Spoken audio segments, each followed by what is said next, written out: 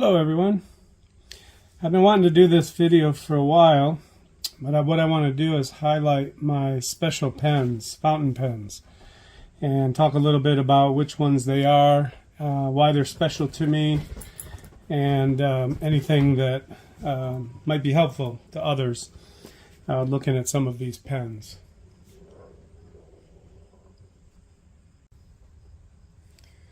So the first one I want to talk about is this Visconti Homo Sapiens Bronze Age.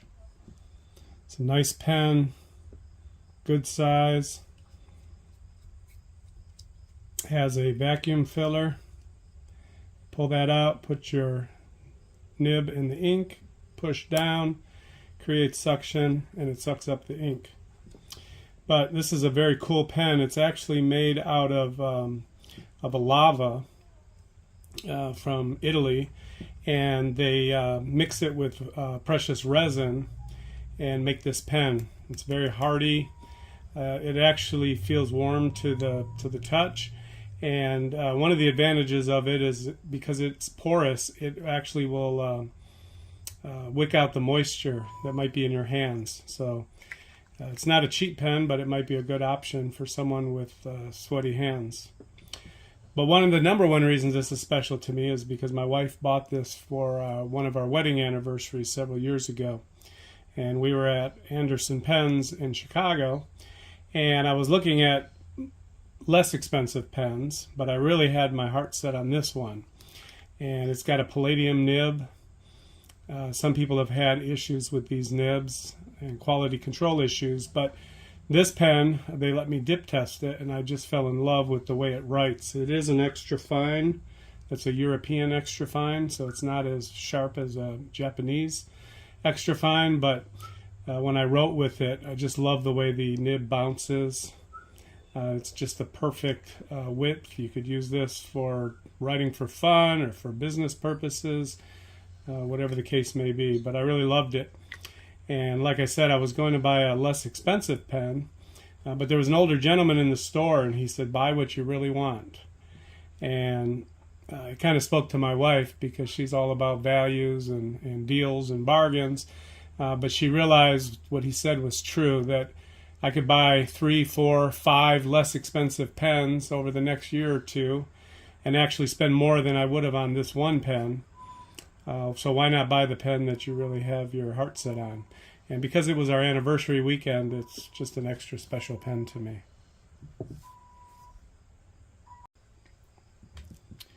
The next pen I want to talk about is this pen here. I actually got this from Newton Pens. He makes custom pens. But every year he does an auction to raise money to help young folks with scholarships. And so when I was looking at his auction, I noticed this pen, and it's a Danny Trio. Now, Danny Trio these days is more known for custom Urushi and Maki pens, but this is one of the earlier pens. It's metal, so it's got some significant weight to it. It's a stainless steel Bach nib in medium, but I just love the weight of this pen. It's got some good weight to it. It's really a perfect size. It is postable, and you can actually screw it on to post, but then it's just way too long and heavy. So I never post it. I typically don't post pens anyway.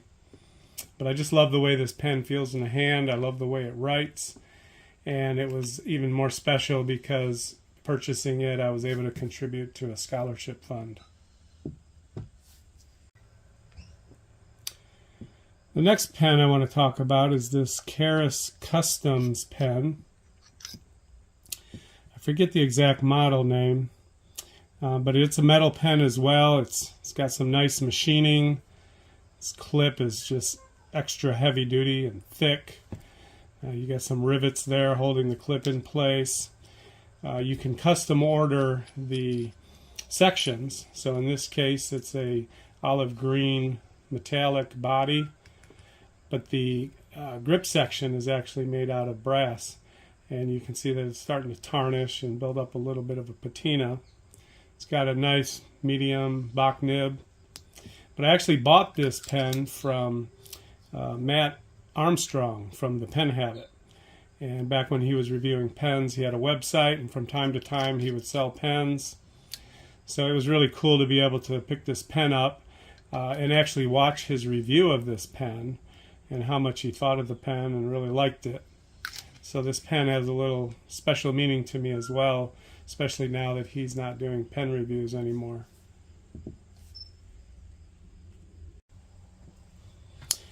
The next pen has a similar story as the last one.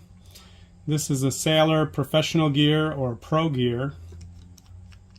It's black with rhodium trim. It's got a 21 karat broad nib. It's really gusher, really lays the ink down. But this pen was actually being sold on the website of SBRA Brown, and I was able to pick it up for a really good price. It was my first Sailor pen, my first 21 karat gold nibbed pen, and it was very special to me as well. I was not able to find a specific review that he used this pen for, but there was a video on the channel that was talking about the different nibs of Sailor. And so my assumption is that this is one of the pens that was used to show the different nib sizes.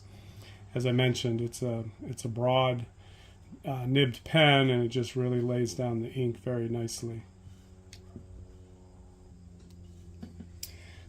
The next pen is a Pelikan M600 red tortoise shell. I got this pen a couple years ago, purchased it myself. Previously I had an M400 and an M205. The M400 is a brown tortoise shell, but it's a little bit on the small size, and I wanted to go up in size with the Pelikan pens. Initially I wanted to get an M800, and someday I probably will get an M800. But when I saw the color of this pen, this rich red and the red tortoise shell, it's just got a lot of chatoyance, and it's just a really special pen. It just writes beautifully. It is a Pelikan fine nib, but anyone that's written with these knows that Pelikan fine nibs still lay down quite a bit of ink. So this pen is special to me. I just love the way it looks. The next pen is also a Pelikan. It's the M205 in transparent blue. But the interesting thing about this pen is it is a steel Pelikan nib, but it's got an italic nib on it.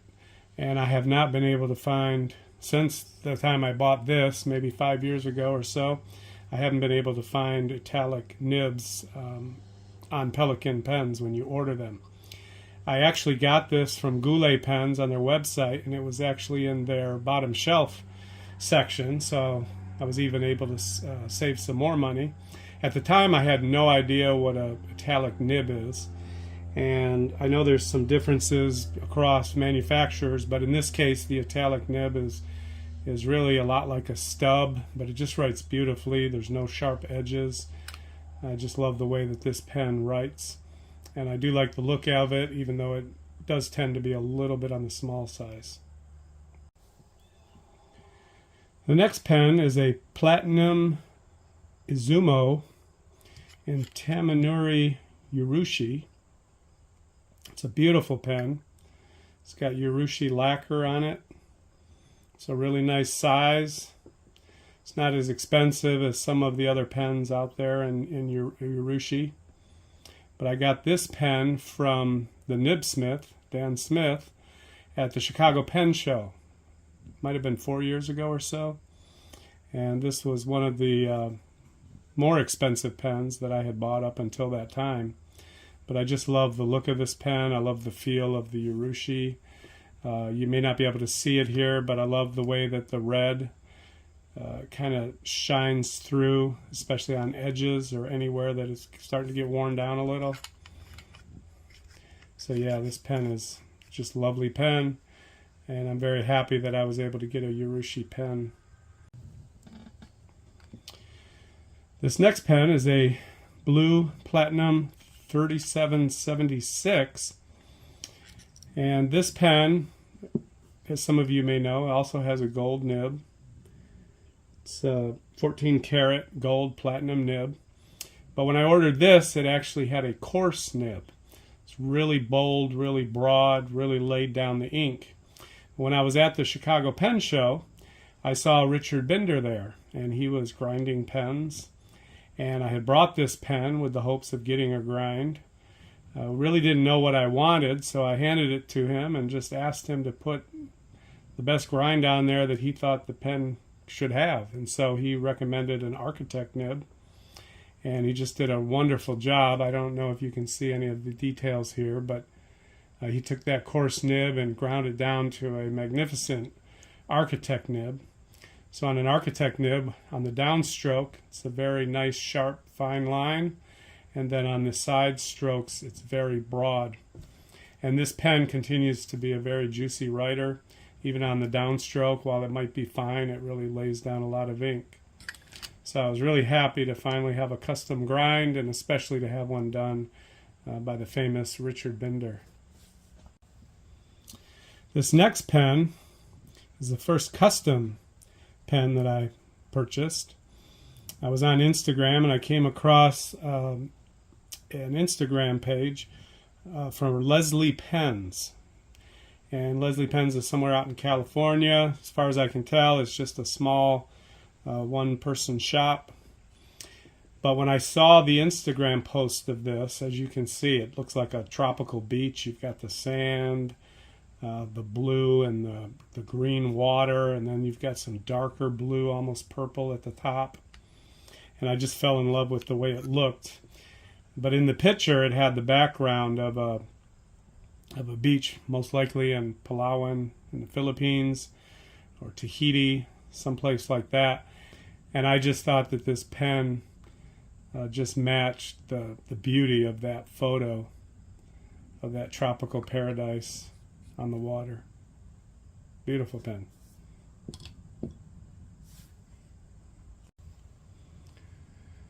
Now this next pen, some of you might recognize, but this is the Primary Manipulation by Jonathan Brooks.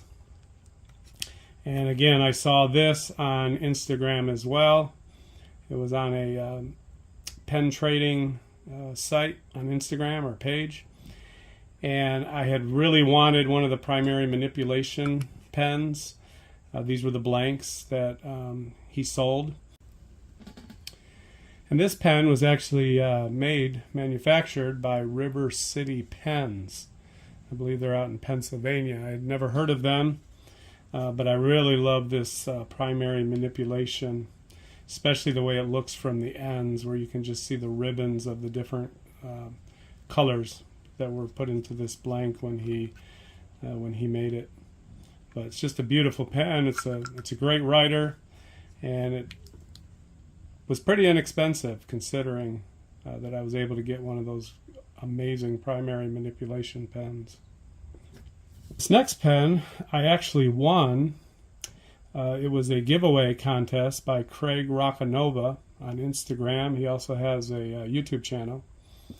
But when he hit 1,000 followers or subs on YouTube, he did a giveaway.